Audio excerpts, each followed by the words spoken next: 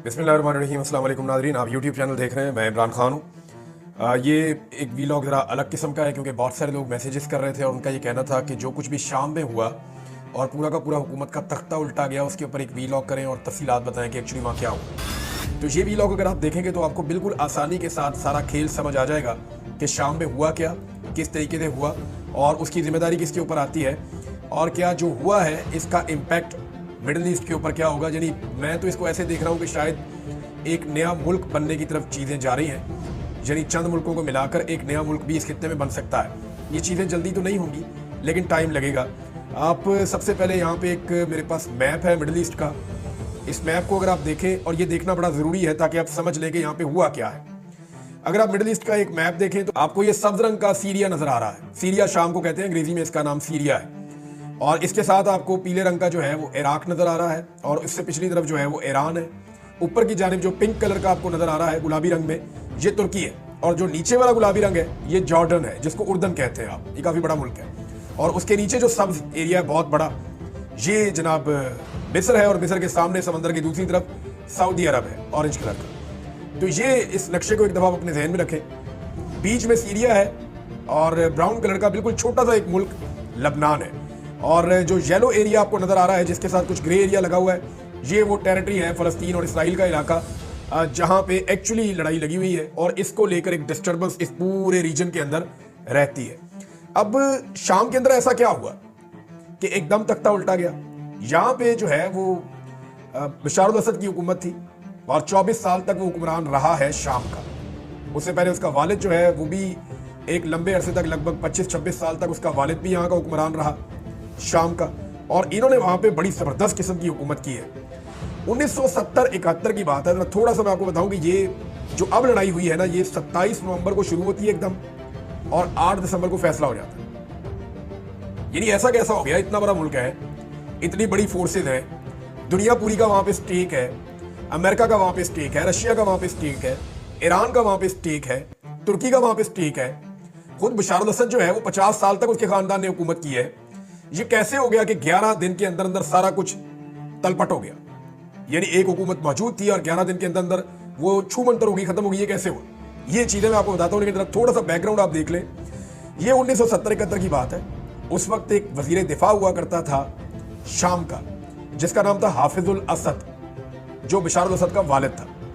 Actually इनके खानदान के 3 लोग हैं जो मकबूल हुए हैं। इनका वालिद था हाफिजुल असद, उसने एक तहरीक चलाई वजीर दिफा के तौर पे और 16 नवंबर 1970 को उसने फौजी बगावत कर दी। उस बगावत के नतीजे में उसने कब्जा कर लिया शाम के ऊपर और शाम पे उसकी हुकूमत बन गई। अब ये बड़ा ताकतवर आदमी था। ये बंदा जो है ये रहा 1970-71 से लेकर सन 2000 तक। जब तक ये मर नहीं गया तब तक इसके पास ही इक़्तिदार रहा। इसने अपने दौर में बड़ा जुल्म किया, बहुत सारी ऐसी चीज़ें की। इसराइल के साथ एक जंग भी की इसने और उसमें इसको शिकस्त हुई थी। मिस्र के साथ मिलकर शाम ने एक जंग की थी जिसमें इन दोनों मुल्कों को इसराइल से शिकस्त हो गई थी 1973 में। हमारा एक इलाका है 1982 में, वहाँ पे बड़ा खौफनाक कत्लेआम इन्होंने किया था। और वो जो कत्लेआम किया था वो अखूनुल मुस्लिमीन की एक तंजीम थी, उसके खिलाफ इन्होंने किया था। और लगभग जो मुख्तलिफ इतलात हैं 10,000 से लेकर 40,000 तक लोगों के बारे में बताया जाता है कि उनको हलाक कर दिया गया था या वो जाँ बहक हो गए थे। फिर इनका 2 बेटे थे। यानी जो हाफिजुल असद है उसके 2 बेटे थे। एक बासिल असद, ये बासिल असद जो है ये बड़ा बेटा था और जो छोटा बेटा था वो था बशार अल-असद। बशार जो है ये लंदन में पढ़ता था, बरतानिया में। और जो बासिल है ये अपने वालिद के साथ है। ये एक एक्सीडेंट हुआ है इसका और गाड़ी का, और ये मर गया उस एक्सीडेंट में बासिल असद। यानी हाफिजुल असद का बड़ा बेटा 1994 में मर गया था। अब उसके बाद जो जानशीन है वो बशार अल-असद ने बनना था। तो सन 2000 में जो हाफिजुल असद है उसका इंतकाल हो गया और जून 2000 में बशार अल-असद बन गया सदर और सारा कंट्रोल उसने ले लिया। शुरू में इस बंदे ने थोड़ी सी जमहूरियत दिखाई, थोड़ी इधर उधर की चीज़ें की, इसने लोगों की बेहतरी के दावे किए, बातें की, शादी कर ली। लंदन की एक लड़की थी उसके साथ, थी वो वैसी शामी थी, शाम की रहने वाली थी, लेकिन उसके साथ आसमा नाम था उसका, आसमा बशार अल-असद। उसके साथ इसने शादी की। खुद ये शिया फैमिली है और वो लड़की जो थी वो सुन्नी फैमिली की थी।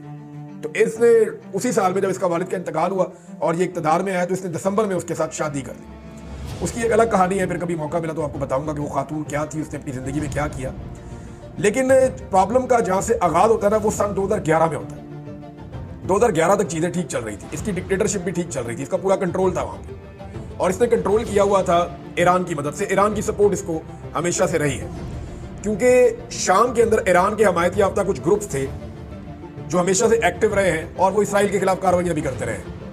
یعنی آپ شام کے اندر جو ایک بہت بڑی سپورٹ ہے وہ حماس کی تھی اور حزب اللہ کی تھی, تو یہ ایران کو وہاں پہ ہمیشہ سے شام میں, لبنان میں, ایران میں اپنے کچھ نہ کچھ اس نے اپنے ایلیمنٹ ہمیشہ سے رکھے تھے, اور شام کو پوری سپورٹ شام کی حکومت کو ایران دیتا تھا اور رشیا بھی دیتا تھا.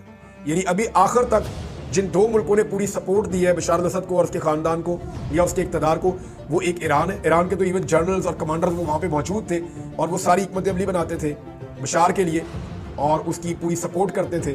پھر اس طرح رشینز جو ہیں وہ اپنے شپس لے کر آئے ہوئے تھے, اپنے بحری جہاز, اپنا اکوپمنٹ, اپنے ہتھیار وہ لے کر آئے تھے, ان کے فوجی وہاں پہ موجود تھے, وہ لڑائی میں پریکٹیکلی حصہ لیتے تھے رشینز. تو یہ دو ملک سپورٹ کر رہے تھے بشار کے اقتدار کو. دوسری جانب جو آخری لڑائی تھی اس میں جو عرب ممالک ہیں وہ اور امریکہ, یہ دوسری طرف تھے, یہ اب بشار کو سپورٹ نہیں کر رہے تھے. تو ایک طرف بشار کے خلاف امریکہ اور اس کے اتحادی جو عرب ممالک تھے, اور ایک طرف جو ہے وہ ایران اور رشیا جو ہے وہ اس کو سپورٹ کر رہے تھے. یہ آپ دونوں چیزوں کو یاد رکھیں کہ یہ پراکسی بھی تھی ایک طرح کی, یہ لڑائی اس طرح کی تھی.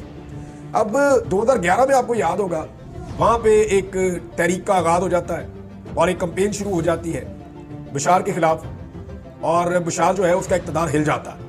اس کے بعد اس نے ظلم و ستم کا ایک بازار گرم کر دیا. اس نے شام کے اندر اس نے اپنی اپوزیشن کو دبانے کے لیے پوری طاقت کا استعمال کیا, لاکھوں لوگوں کو اس نے جیلوں کے اندر بھر دیا. اس کی بدنام زمانہ 3-4 بہت بڑی بڑی جیلیں ہیں جس کے اندر یہ لوگوں کو ڈال دیتا تھا. اس نے خواتین کو بھی جیلوں میں ڈالا, اس نے بندوں کو بھی جیلوں میں ڈالا. جو لوگ لڑائی کرنے کے لیے آتے تھے, پہلے تو یہ پرامن طریقے سے لوگ احتجاج کرتے تھے, اس نے لوگوں کو اتنا مارا کہ وہ پھر مزاحمت شروع ہو گئی اور لوگوں نے ہتھیار اٹھانا شروع کر دیے. اب جب لوگوں نے ہتھیار اٹھانا شروع کیے تو ایسا نہیں تھا کہ وہاں کے لوگ اس سے لڑ پڑے, بلکہ باہر سے بڑی سپورٹ آئی اور اس کے خلاف باقاعدہ ہتھیار بند لوگ وہاں پہ پہنچنا شروع ہو گئے. کیونکہ ایک سرحد آپ دیکھیں, اگر غور کریں تو عراق کے ساتھ لگتی ہے. یہ ایک سرحد اگر آپ دیکھ رہے ہیں تو یہ عراق کے ساتھ لگتی ہے, اور یہ بہت بڑی سرحد ہے جو عراق کے ساتھ لگتی ہے. یہاں سے کیونکہ عراق کے اندر آپ کو پتا ہے خانہ جنگی چل رہی تھی سن 2004 سے, وہاں پہ امریکہ نے اپنے اتحادیوں کے ساتھ مل کر اٹیک کیا ہوا تھا, تو وہاں سے بہت سارے جو گروپس ہیں وہ شام میں آتے جاتے تھے اور وہاں پہ ان کا ایک بڑا انفلوئنس تھا, اور اس انفلوئنس کی وجہ سے یہ سپورٹ جو ہے وہ ہتھیاروں سمیت ملنا شروع ہو گئی باغیوں کو. انہوں نے باغی قرار دے دیا تھا, جو بھی بشار کی حکومت کے خلاف جاتا تھا اس کو باغی کہتے تھے. یہ ریبلز ہیں, یہ باغی ہیں, یہ ہمارے خلاف جا رہے ہیں, ہمارے اوپر اٹیک کر رہے ہیں, یہ ہمارے ساتھ زیادتی کر رہے ہیں, جمہوریت کے دشمن ایسا قرار دیا جاتا تھا, حالانکہ وہ خود ایک بہت بڑا ڈکٹیٹر تھا. اس کے بارے میں مختلف رپورٹیں ہیں. ایمنسٹی انٹرنیشنل کی رپورٹ کے مطابق یہ چند سالوں کا ریکارڈ ہے, اور یہ ریکارڈ اگر آپ دیکھیں گے تو آپ کے رونگٹے کھڑے ہو جائیں گے, آپ ہل جائیں گے کہ کیا اتنا ظلم ہو سکتا ہے. ایمنسٹی انٹرنیشنل کی رپورٹ کے مطابق 2011 سے 2015 کے درمیان 13,000 سے زائد لوگوں کو ایک جیل کے اندر لٹکا دیا گیا, اور کچھ رپورٹیں ایسا کہتی ہیں, لیکن مجھے یہ ایگزیجریٹڈ فگر لگتا ہے کہ لگ بھگ 1 لاکھ کے قریب لوگوں کو بشار نے قتل کروایا ہے. اور جتنے بھی دنگے فساد ہوئے اس کے بعد شام کے اندر, کیونکہ جو مزاحمت تھی پہلے پولیٹیکل تھی, پھر وہ شروع ہو گئی ہتھیاروں کے ساتھ, باہر سے ان کو سپورٹ آنا شروع ہو گئی, پھر رشیا اور امریکہ کی پراکسی وار وہاں پہ شروع ہو گئی. رشیا کو سپورٹ کر رہا تھا ایران, امریکہ کو سپورٹ کر رہے تھے خاموشی کے ساتھ کچھ عرب ممالک, لیکن خاموشی کے ساتھ, یعنی ہتھیار دے دیے, پیسہ دے دیا, اس طرح سے وہاں سپورٹ ہو رہی تھی. اور عراق سے جو ہے وہ مجاہد پہنچ رہے تھے دھڑا دھڑ, وہاں سے لڑنے والے پہنچ رہے تھے لڑاکا لوگ.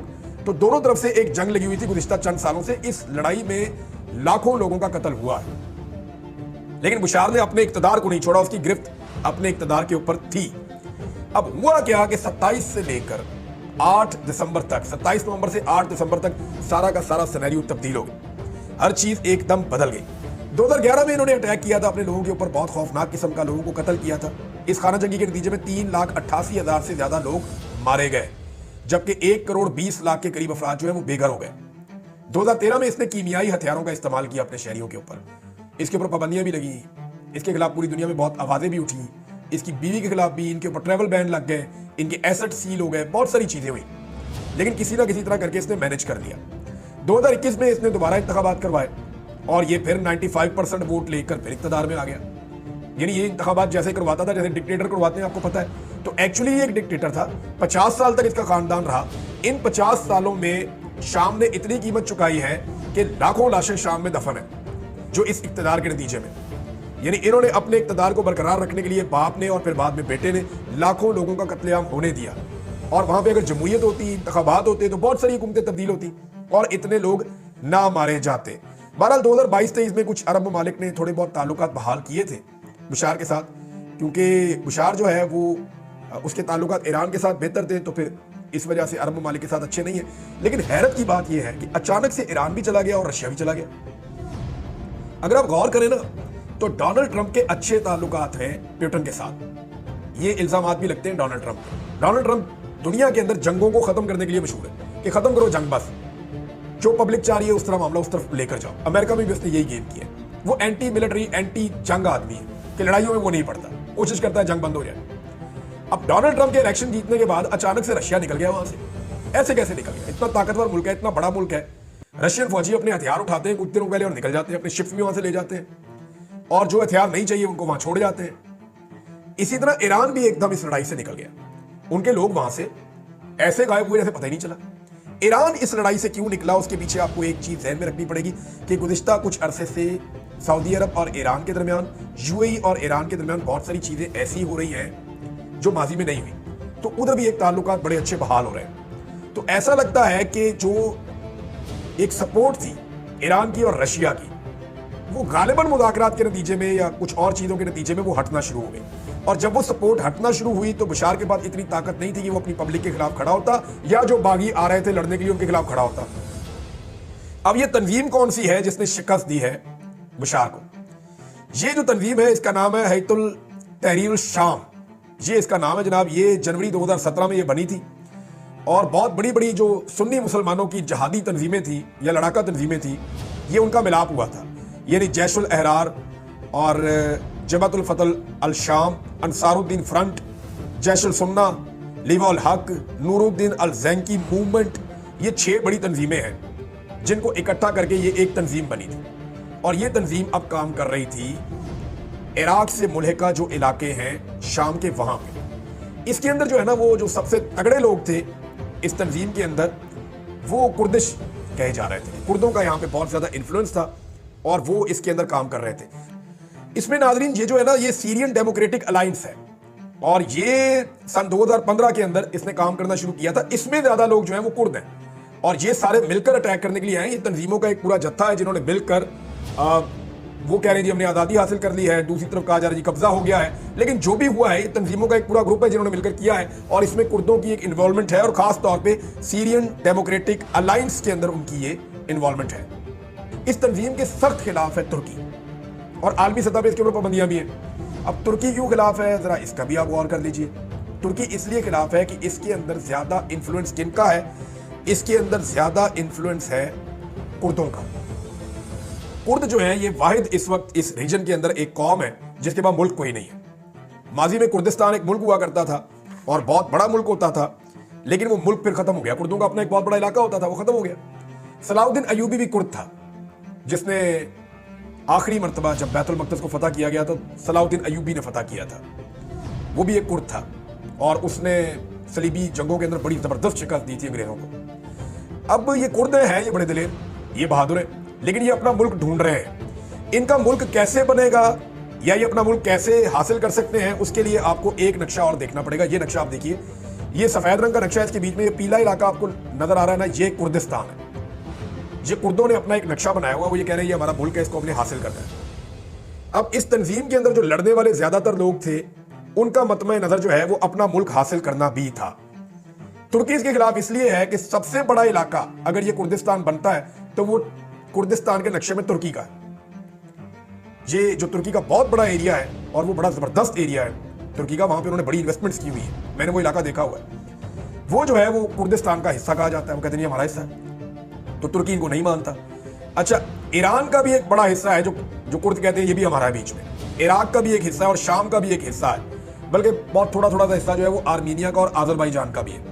अगर पूरा कुर्दिस्तान इसी नक्शे के मुताबिक बनता है तो 4 बड़े मुल्क तुर्की, शाम, ईरान और इराक ये उसका हिस्सा हो जाएंगे और उसके बाद थोड़ा सा आर्मीनिया और बिल्कुल थोड़ा सा आज़रबाईजान ये उसका हिस्सा हो जाएगा अगर कुर्दिस्तान बनना है तो। अब वो लोग जो है वो फ्यूचर में 2 चीजें अचीव करेंगे। एक तो वो कह रहे हैं जी शाम में हमने अपनी इस्लामी हुकूमत कायम कर ली है اور اس کا جو سربراہ ہے اس کے بارے میں تھوڑی سی چیزیں مجھے آپ کو بتانی پڑیں گی، اس لیے جو بڑا امپورٹنٹ آدمی ہے، آنے والے دنوں میں آپ اس کے بارے میں خبریں سنیں گے۔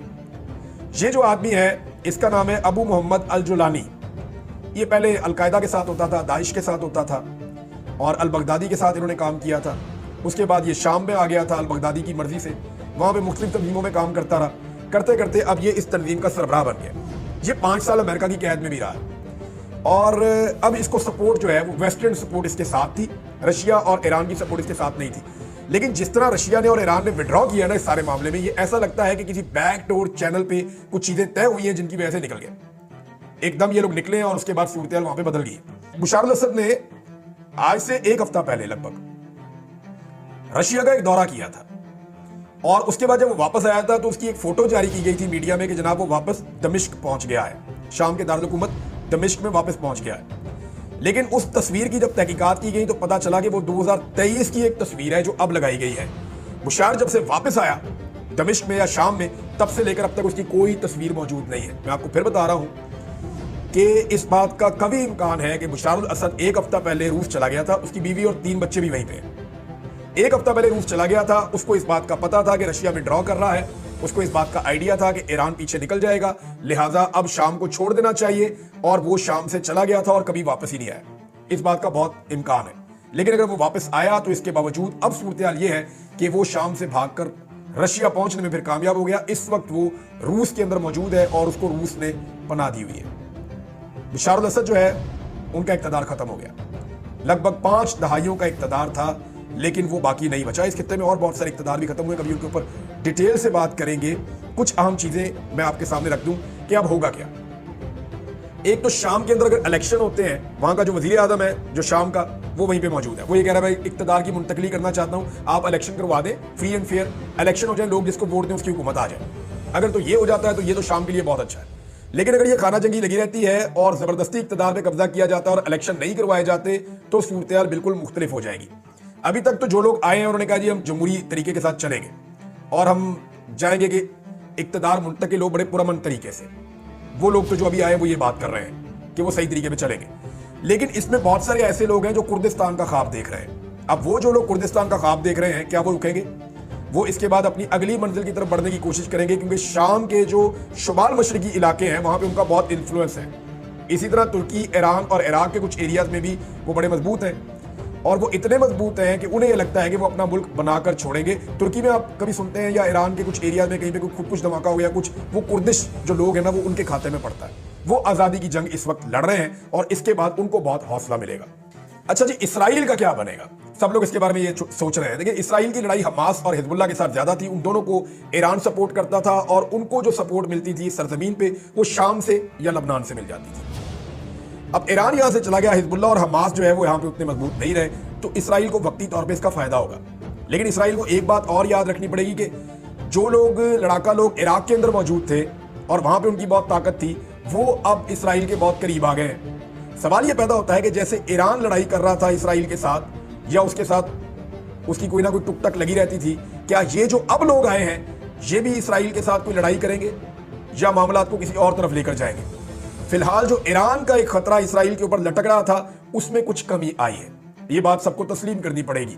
لیکن یہ جو نیا ایک خطرہ ہے یہ کس نوعیت کا ہے، اس کو جاننے کے لیے ہمیں ابھی چند دن یا چند مہینے یا کچھ عرصہ میں انتظار کرنا پڑے گا، پھر سمجھ آئے گی کہ یہ نئے لوگ اسرائیل کے ساتھ کیسے ڈیل کرتے ہیں۔ ناظرین، ایک اور چیز بھی ہے، کچھ مناظر آ رہے ہیں سیریا سے، لوگ خوش ہیں، لوگ کہہ رہے ہیں جی ایک ڈکٹیٹر چلا گیا، ہماری جان چھوٹی۔ سیریا ویسے بھی جو ہے شام کو سنی میجورٹی کا علاقہ ہے تو لوگ ویسے بھی خوش ہو رہے ہیں۔ دوسرا ایک چیز اور بھی ہے کہ بہت ساری ایسی خواتین ہیں، بہت سارے ایسے لوگ ہیں جو بشار الاسد کی قید میں تھے اور انہوں نے جیلوں کے اندر رکھے ہوئے تھے، بڑا ظلم کیا ان کے اوپر، اور عالمی رپورٹیں بھی اس بارے میں آتی رہی ہیں۔ اب وہ جو لوگ ہیں ان کو رہائی ملی ہے، ان کے مناظر آ رہے ہیں، تو اس وقت تو بڑے جذباتی مناظر نظر آ رہے ہیں، لیکن آنے والے وقت میں کیا ہوگا ہم کچھ کہہ نہیں سکتے۔